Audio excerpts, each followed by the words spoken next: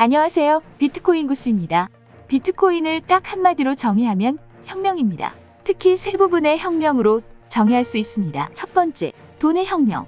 두 번째, 시스템의 혁명. 세 번째, 시장 혁명입니다. 지금 여러분께 혁명 시리즈의 그 1편 돈의 혁명 일부를 말씀드리겠습니다. 먼저 부자 아빠 가난한 아빠로 유명한 로버트 기요사키가 작년 4월에 한 인터뷰 중 흥미로운 내용을 보시죠. 이 기사에서 눈여겨봐야 할 부분은 다름 아닌 이 부분입니다. 달러는 가짜 돈, 금과 은은 신의 돈, 비트코인 등 가상화폐는 대중의 돈. 이 개념이 앞으로 내용 전개에 중요한 역할을 하니 기억해 주시길 부탁드리겠습니다. 자, 기축통화인 달러 이전에 전 세계 사람들이 가치 있다고 신뢰한 돈은 무엇일까요? 바로 금입니다. 동양과 서양의 교류가 없던 먼 옛날부터 신기하게 인류는 금과 은의 가치를 인정해왔습니다. 그러면 언제부터 어떤 계기로 돈이 지금의 종이돈으로 변했을까요? 16세기 영국으로 돌아가 보겠습니다. 이 시대에는 금이 돈이었습니다. 그런데 금은 무거웠죠. 금 세공업자는 금을 휴대하기 편리하게 금화로 만들었습니다.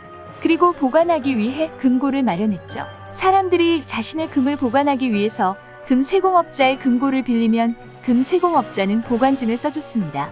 보관증만 가지고 오면 언제든지 금을 돌려주겠다라는 뜻이었죠. 물론 보관료도 받았습니다. 시간이 지나자 사람들 사이에서는 금화 대신 보관증이 돌아다니기 시작합니다. 금보다 훨씬 가볍고 언제든지 금 세공업자에게 주면 금화로 바꿀 수 있기 때문이었죠. 이때 금 세공업자는 굉장한 사실을 깨닫습니다. 사람들이 한꺼번에 모든 금화를 찾으려 오지 않고 동시에 몰려오지도 않는다. 이 사실을 기반으로 금 세공업자는 사람들이 맡겨둔 금화를 다른 사람들에게 빌려주고 이자를 받기로 했습니다. 이 대출을 하며 받은 이자로 많은 돈을 벌었고 사람들은 금 세공업자를 수상하게 여기기 시작했습니다. 자신들의 금화로 대출을 해주고 있다는 사실을 안 사람들은 금 세공업자에게 항의를 합니다. 그러자 금 세공업자는 당신의 돈으로 대출을 해서 이자를 받으면 그것을 나눠주겠다고 제안하죠. 가만히 앉아서 돈을 벌 수 있으니 사람들은 좋아했죠. 대출이자가 항상 예금이자보다 많았으니 금 세공업자도 나쁠 게 없었습니다. 하지만 욕심이 더 난 금 세공업자는 금고에 있지도 않은 금화를 마음대로 빌려주기 시작했습니다. 그러나 사람들은 금 세공업자가 없는 돈을 만든다는 사실을 상상조차 못했습니다. 금 세공업자는 금고의 금보다 10배나 많은 보관증을 발행했습니다. 사람들이 통상 약 10%의 금을 찾으러 온다는 걸 눈치챘으니까요.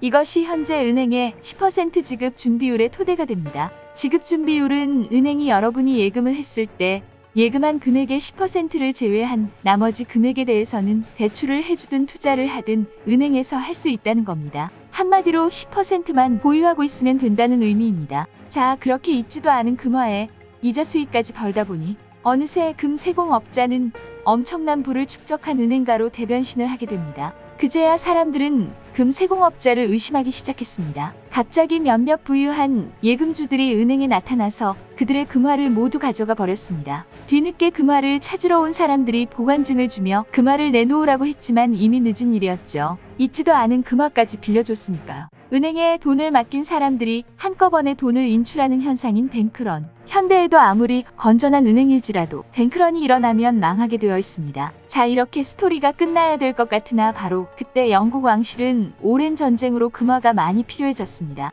그래서 은행업자에게 가상의 돈을 만들어서 영업을 할 수 있도록 특별히 허락을 해주었습니다. 자, 가상의 돈이라고 했습니다. 보관증에 표시된 금이 돈이죠. 그리고 보관증은 가상의 돈. 앞서 말씀드렸다시피 지금 비트코인을 많은 사람들이 가상화폐라고 부르고 있습니다. 과거 영국에는 우리가 지금 쓰는 현금 종이 돈이 가상 돈이라는 겁니다. 약 300년 전 당시 영국 왕실은 금 보유량의 3배까지 대출할 수 있도록 허가해줬습니다. 종이 돈이 처음 형성된 시장이 영국이고 영국의 화폐 단위는 파운드입니다. 이 파운드 보관증에 쓰인 금의 무게 단위가 화폐 단위가 된 겁니다. 화폐가 금에서 종이로 바뀌게 되었고 금 세공업자가 은행가로 바뀌게 됩니다.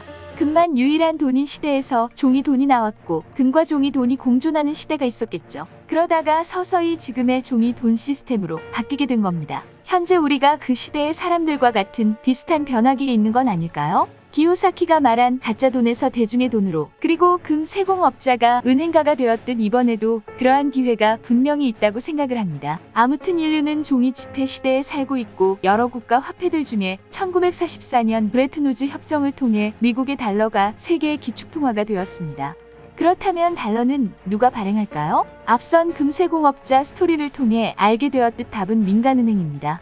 그렇다면 이 민간은행의 주인은 누구일까요? 바로 달러를 찍어내는 민간은행입니다. 다음 영상인 2부에서 이 민간은행의 주인이자 돈에 있어서 세계 최고의 직업을 가진 사람을 공개해드리도록 하겠습니다.